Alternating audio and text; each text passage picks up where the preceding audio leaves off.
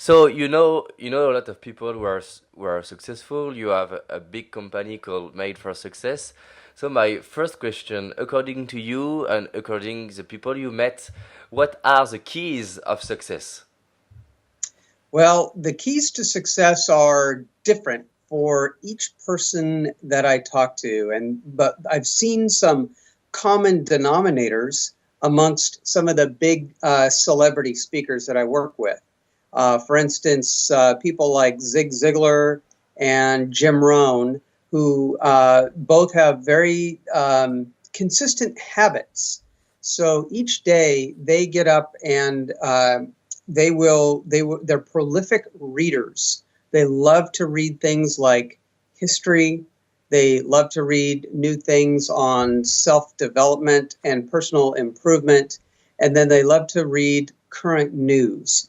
And so I've noticed this as a common trend amongst most of these very accomplished authors and speakers, that they're always feeding their mind with new information. Once they finish school, it's not enough. Life is a continuous learning experience, and by investing in their minds and bringing new information in on a constant basis seems to be one of the common denominators of success amongst the people that I work with. So you have to learn every day and to learn uh, new informations every day by books, audiobooks. Yep.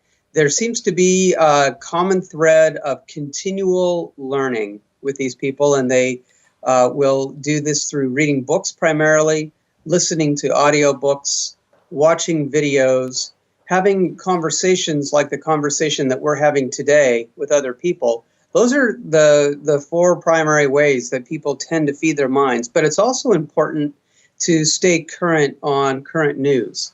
So that whether it's world news, local news, industry news, those are also key areas to keep feeding your mind with new information. Yes, so according to you and to them, you have to learn, you have to get in touch about the world news. Yes, The, yes, it's very important. It's so not only the current world news, but the historical news as well. It's I've seen that people are a student of history, what's happened in the past, what's going on with, how do humans behave.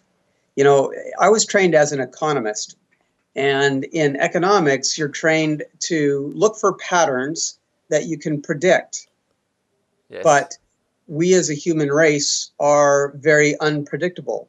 We do things that may not be logical. Hmm. So, and there's reasons for that. So, understanding where we as humans make irrational decisions is very important. And by looking at history, gives us a clear view of the future. Okay. Um, about news, some speaker says you don't have to watch TV. So what's the way to get the news, but not the negative news? How to do it? Yeah, well, there's a lot of different strategies for taking in the news, and I've seen a lot of different patterns depending on the age group. So I've noticed that some people prefer to consume all their news with their mobile device. So when they're on the subway commuting to work, or while they're in airports, they're consuming their current news on their mobile device. Other people tend to watch the news on television. A lot of people use the internet as a source for news. The key is finding, the trusted news sources that have been curated by a team of experts. That's always an important thing when you choose what type of news you want to watch. Because there's a lot of information, there's a lot of ways to get information fast, but in order to get your information accurately, it's important to go through a trusted source. Hmm. Yes. Thank you very much. Yeah. Um, I have another answer because a lot of people who are following me ask me how can I become a leader? How can I develop, improve my leadership? And do you have some tips to become a leader? Yes. Yeah, yeah, sure. Well, one of the projects that I'm literally working on today is a book project called Lead Like a Boss. And to lead like a boss means to be an awesome leader, to do things very strong. And there are some wonderful leadership tips that you can get in books like Lead Like a Boss or other classic leadership books. Um, but it all starts with your values. What's your values? What's your vision? What's your passion for the future? That's really key. And then what are your principles? What are the characteristics that define you? A lot of people in leadership will work on their skills, and when you think about leaders who are really important, it's rare that you'll point out their skills, like, oh, that leader was a good communicator, or that leader was um, a passionate speaker. It's more their character traits that cause us as followers to choose to lead, to follow a leader. And so it's your character and it's what you represent, which will take you very far in your leadership endeavors. Mm. Um, in dealing with leadership, I have a question that coming. Yeah. A lot of people follow Brian Tracy, Mark Victor Hanson, Jack Canfield.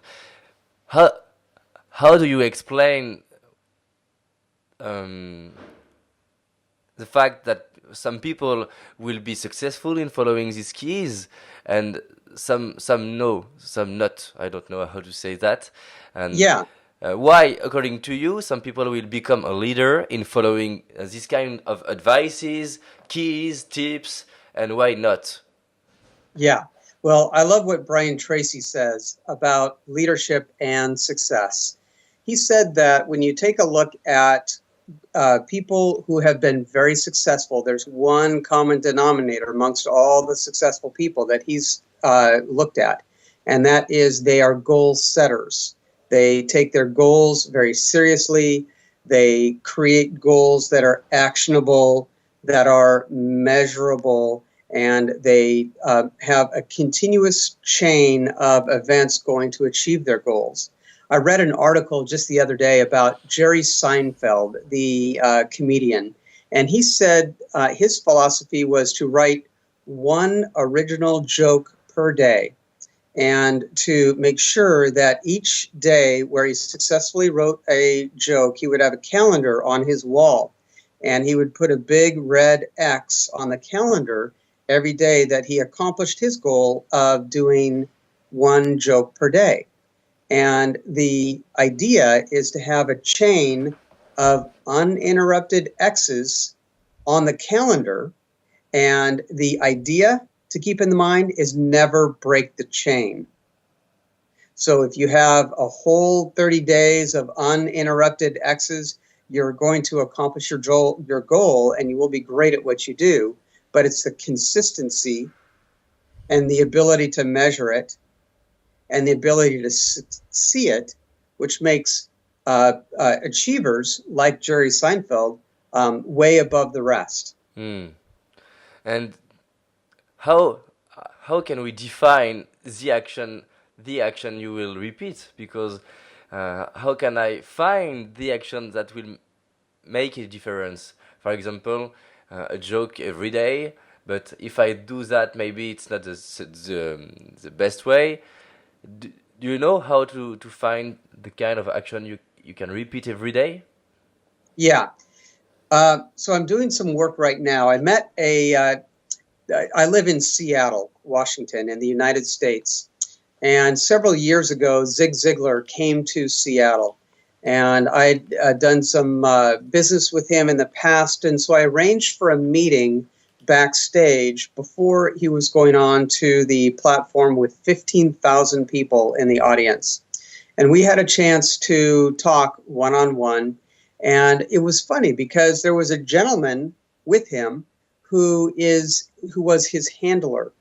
And the handler was arranging his limousine transportation, his making sure that he got to the airport on time, was lining up the lunches with the celebrities that he was meeting while he was in town, like Rudy Giuliani, and making all the arrangements. Well, that handler is now an author and a speaker, and he's been here in Seattle working with me for the last 4 months, getting his book finished, so he can take his ideas out on a seminar tour.